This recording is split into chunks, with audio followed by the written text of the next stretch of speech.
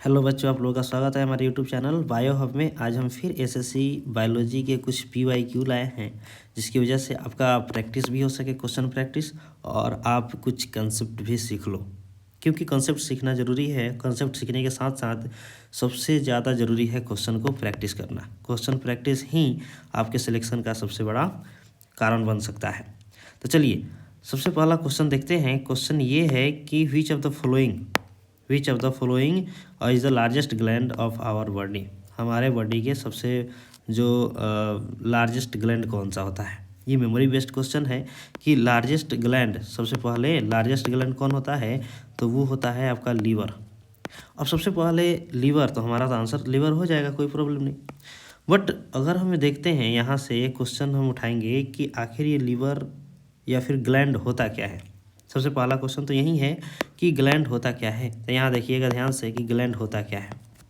Gland एक group of cell है, group of cell, या फिर हम इसको कह सकते हैं कि बिल्कुल टिश्यू या फिर ग्लैंडुलर टिश्यू। और ये करता क्या है, तो ये करता है सिक्रीशन। किस चीज़ का सिक्रीशन? Secretion of chemical. और वो केमिकल हमारे बॉडी को रेगुलेट करता है। ये केमिकल हमारे बॉडी के एक्टिविटी को रेगुलेट करता है, और उस केमिकल को हम हार्मोन्स कहते हैं। ठीक है। ये ग्लैंड एक और चीज़ रिलीज कर सकता है, और वो केमिकल्स एंजाइम हो सकता है।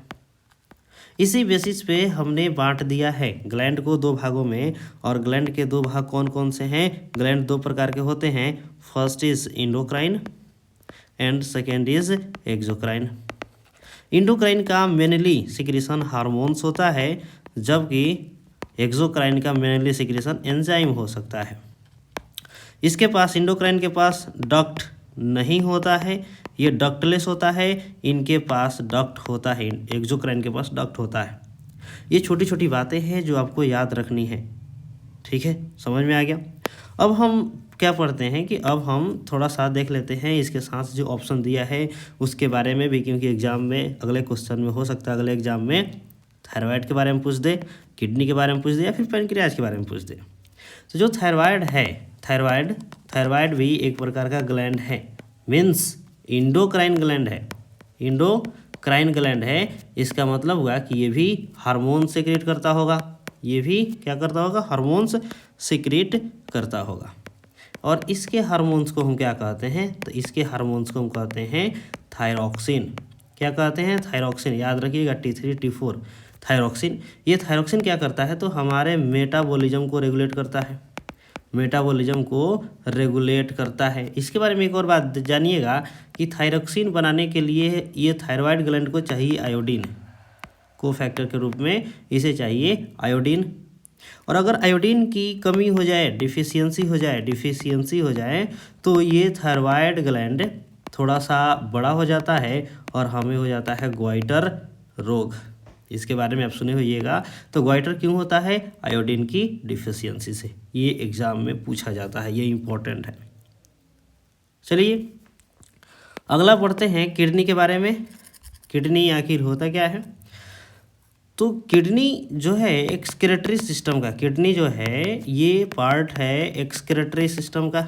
एक्सक्रीटरी सिस्टम क्या है? तो जो रिमूव करता है वेस्ट को, remove waste from the body, हमारे बॉडी से वेस्ट को रिमूव करता है। और ये किडनी का मेन जो काम है वो फिल्टर करना है। किसको फिल्टर करना है भाई? तो ये यूरिया या फिर नाइट्रोजनस वेस्ट को फिल्टर आउट करता है हमारे ब्लड में से। ठीक है, ये बात समझ में आ गया। ये किडनी के अंदर एक सेल होता है स्पेशल, जिसको हम लोग नेफ्रॉन कहते हैं, और इसी को हम लोग फिल्ट्रेशन यूनिट भी कहते हैं। नेफ्रॉन ही है जो लगभग एक किडनी में मिलियंस ऑफ होते हैं, लगभग 10 से 15 लाख तक हो सकता है। और यही नेफ्रॉन क्या करता है? तो ब्लड को फिल्टर आउट करता है। इतना बात समझ में आ गया। नेक्स्ट है पैनक्रियाज। चलिए पैनक्रियाज के बारे में भी कुछ देख लेते हैं। तो जो पैनक्रियाज है वो पैनक्रियाज कहाँ होता है? तो एब्डोमेन में pancreas pancreas is a leaf like structure जो क्या करता है, पेनक्रियाटिक जूस रिलीज करता है। पेनक्रियाज के बारे में सबसे इम्पोर्टेंट बात ये है कि पेनक्रियाज जो है मिक्स्ड ग्लैंड है। हमने यहाँ पे पढ़ा था कि ग्लैंड दो प्रकार का होता है, एक इंडोक्राइन एक एक्सोक्राइन। इंडोक्राइन मीन्स जिसके पास डक्ट नहीं होता है, एक्सोक्राइन मीन्स जिनके पास डक्ट होता है। इंडोक्राइन मीन्स जो हार्मोन्स रिलीज करते हैं, एक्सोक्राइन मीन्स जो एंजाइम रिलीज करते हैं। बट पेनक्रियाज एक ऐसा क्या है, ग्लैंड है, ये भी एक प्रकार का ग्लैंड है जो मिक्स्ड ग्लैंड है। मतलब क्या हुआ, इसके पास दोनों के गुण हैं। ये इंडोक्राइन की जैसा भी काम कर सकता है, यह एक्सोक्राइन की जैसा भी काम करता है। तो एग्ज़ाम में ये तो इम्पोर्टेंट है बहुत ज़्यादा कि बताइए कि मिक्स्ड ग्लैंड का नाम बताइए, तो वो पेनक्रियाज होगा। पेनक्रियाज पेनक्रियाटिक जूस करता है रिलीज, और इसमें जूस में एंजाइम रहता है और ये डक्ट के थ्रू करता है। बट कभी कभी पेनक्रियाज क्या रिलीज करता, कभी कभी नहीं, ज़रूरत पड़ता है तो यह इंसुलिन और ग्लूकागन जैसे हार्मोन्स भी सिक्रीट करते हैं। इसीलिए तो ये एंजाइम भी सिक्रीट किए, हार्मोन्स भी सिक्रीट किए, इसीलिए तो इनको मिक्स्ड ग्लैंड कहते हैं। अब एक और इम्पॉर्टेंट बात हम आपको बता देते हैं कि जो पेनक्रियाज है, पेनक्रियाज के अंदर मेनली 3 प्रकार के उनके पास सेल होता है। एक होता है अल्फ़ा सेल, दूसरा होता है beta cell, and third is delta cell. ठीक है। अब ये जो इंसुलिन और ग्लूकागन है, इंसुलिन तो बीटा सेल से रिलीज होता है, बीटा सेल से इंसुलिन रिलीज होता है, अल्फ़ा सेल से ग्लूकागन रिलीज होता है, एंड डेल्टा सेल से सोमेटोस्टेटिन। ये इम्पोर्टेंट याद रखिएगा, एग्ज़ाम में बहुत आने वाला है सोमेटोस्टेटिन। और ये सब हार्मोन्स है, इसीलिए तो पेनक्रियाज को हमने क्या कहा, मिक्स्ड ग्लैंड कहा। चलिए अगले क्वेश्चन की ओर चलते हैं, और अगला क्वेश्चन है कि बताइए इसमें से कौन सा फ्लावर का मेल सेक्स ऑर्गेन है। तो चलिए सबसे पहले फ्लावर के बारे में हम देखते हैं। तो जो फ्लावर है, ये जो फ्लावरिंग प्लांट है उसे हम एंजियोस्पर्म कहते हैं। मतलब ये एंजियोस्पर्म का ही पार्ट है। Angiosperm means flower bearing plant. Angiosperm means flower bearing plant. ये एग्जाम में आता है कि बताइए निम्नलिखित में से किसको हम लोग फ्लावर बियरिंग प्लांट कहते हैं, मीन्स एंजियोस्पर्म। अब ये जो फ्लावर है, फ्लावर के कुछ कंपोनेंट होते हैं, जैसे पेटल्स होता है, ठीक है, उसके बाद सेपल्स होता है, ठीक है, सेपल्स, एंड उसके बाद स्टेमेन होता है और कार्पेल होता है। Stamen means male part, male reproductive part. यहाँ से तो सीधा पता चल गया कि हमारा आंसर क्या होगा, स्टेमेन होगा। स्टेमेन को मेल सेक्स ऑर्गेन कहते हैं। अगला क्वेश्चन है कि इसमें से बताइए कि नेरेसिस, उसके बाद में अर्थवर्म, उसके बाद में ब्लड सकिंग लीच, ये किसका एग्जाम्पल है। चलिए ठीक है, ये किसका एग्जाम्पल है ये भी देख लेते हैं। ये क्वेश्चन है कि बताइए कि इसमें से किसका एग्जाम्पल है। ये जो चारों आपको दिख रहे हैं, ये चारों जो दिख रहे हैं, ये एक्चुअल में किंगडम एनिमेलिया के पार्ट हैं। किंगडम एनिमेलिया के ही पार्ट होते हैं, ये चारों जानवर के ही एक पार्ट है। और ये earthworm, blood sucking Leach Annelida से बिलोंग करता है। आंसर हमारा एनेलिडा हो जाएगा। एनेलिडा के बारे में देखें तो एनेलिडा कहाँ रहता है, तो इसके बारे में ज़्यादा नहीं जानना है, बस थोड़ा बहुत कि एनेलिडा जो है वो फ्रेश वाटर में रहता है, डिप्लोब्लास्टिक होता है। ये सिमेट्रिकल डिप्लोब्लास्टिक, मतलब अगर बीचे बीचे काटे इसको तो 2 बराबर भागों में ये बढ़ सकते हैं। डिप्लोब्लास्टिक मीन्स 2 सेल से, ये एम्ब्रायोनिक फेज में 2 सेल से ये पूरे बॉडी का निर्माण करते हैं। सिमेट्रिकल होते हैं, बाईसिमेट्रिकल। उसके बाद ये फ्रेश वाटर में रहते हैं, डिप्लोब्लास्टिक, सिमेट्रिकल होते हैं एनेलिडा।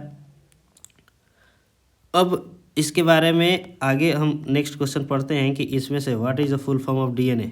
डीएनए का फुल फॉर्म क्या होता है। तो डीएनए का तो फुल फॉर्म होता है डीऑक्सी राइबो न्यूक्लिक एसिड। ये एकदम याद किया हुआ क्वेश्चन था, तो आप देख लीजिए ऑप्शन किस में है ये, तो ऑप्शन हमें दिख रहा है 4 नंबर में। अब हम देखेंगे कि आखिर डीएनए होता क्या है। तो DNA is the genetic material of maximum animal का, ये एनिमल हो, प्लांट हो, माइक्रोब्स हो, मैक्सिमम लोगों का डीएनए ही हमारा जेनेटिक मटेरियल है। जो जेनेटिक मटेरियल है वो मोर स्टेबल है। कारण है कि इसके सेकेंड और कार्बन है वहाँ पे OH ग्रुप जुड़ा रहता है, ये हम आगे देखेंगे। सॉरी, OH नहीं रहता है, OH रहता तो ये राइबो न्यूक्लिक एसिड हो जाता है, इसमें OH गायब रहता है, इसलिए यहाँ पे सिर्फ हाइड्रोजन होता है, ये हम आगे देखेंगे। जो डीएनए है एक्चुअल में, तो डीएनए को हम क्या कह सकते हैं, पॉलीमर ऑफ न्यूक्लियोटाइड। बहुत सारा न्यूक्लियोटाइड आपस में, ये न्यूक्लियोटाइड आपस में जुड़ करके न्यूक्लियोटाइड, यहाँ भी एक न्यूक्लियोटाइड, यहाँ भी न्यूक्लियोटाइड, ये वाला पोर्शन बनाता है डीएनए। ये डीएनए बनता हुआ चला जाता है डबल स्ट्रैंडेड। अब ये न्यूक्लियोटाइड क्या होता है, तो न्यूक्लियोटाइड हम देखें तो न्यूक्लियोटाइड 3 चीज़ से मिलकर बना होता है, 3 चीज़ों से मिलकर बना होता है। फर्स्ट इज राइबोज शुगर, इधर जुड़ा होता है नाइट्रोजनस बेस, और इधर जुड़ा होता है पेंटोज फॉस्फेट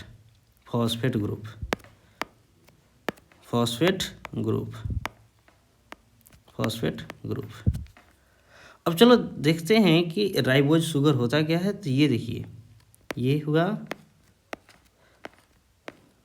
ये 1 carbon, 2 carbon, 3 carbon, 4 carbon, 5 carbon, और यहाँ रहता है 6ठा कार्बन।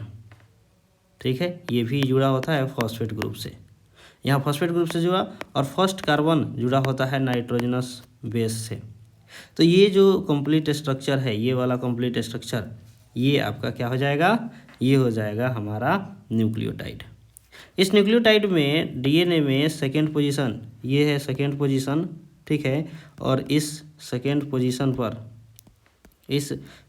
पोजीशन पे नीचे सिर्फ हाइड्रोजन होता है। इसके बारे में हम किसी और वीडियो में बात करेंगे कि आखिर होता क्या है, बट इतना जानिए कि डीएनए का जो फुल फॉर्म होता है डीऑक्सीराइबोन्यूक्लिक एसिड होता है, और ये सब स्ट्रक्चर होता है। चलिए अगला क्वेश्चन में देखते हैं। Dash is the interaction in which species benefit other neither harmed nor benefited. अब देखिए बोल रहा है कि 2 ऑर्गेनिजम्स एक दूसरे के संपर्क में आए, ऑर्गेनिज्म ए और ऑर्गेनिज्म बी, और ये दोनों एक दूसरे के संपर्क में आए तो ना इनको ज़्यादा हानि है ना फ़ायदा है, और ना इनको ज़्यादा हानि है ना फ़ायदा है, मतलब ये दोनों फ़ायदे में हैं।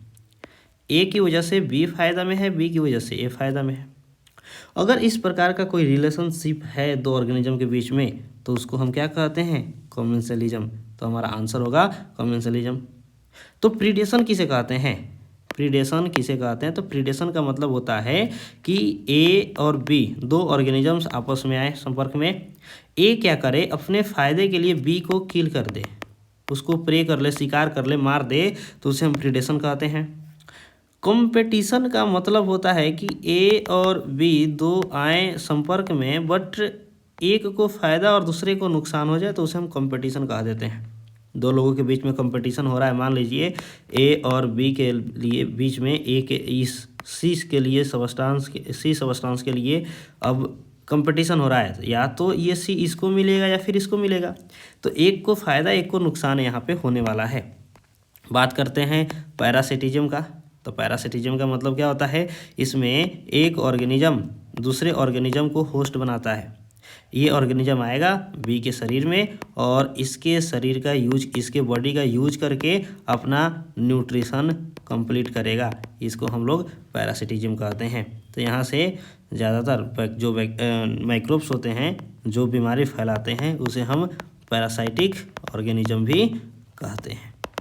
आई होप ये वीडियो आपको समझ में आया होगा। भले ही क्वेश्चन कम थे, बट उसकी वजह से आपने जो सीखा, आपने जो कंसेप्ट सीखा वो काफ़ी थे। अगर आपको अच्छा लगे तो सब्सक्राइब कीजिएगा।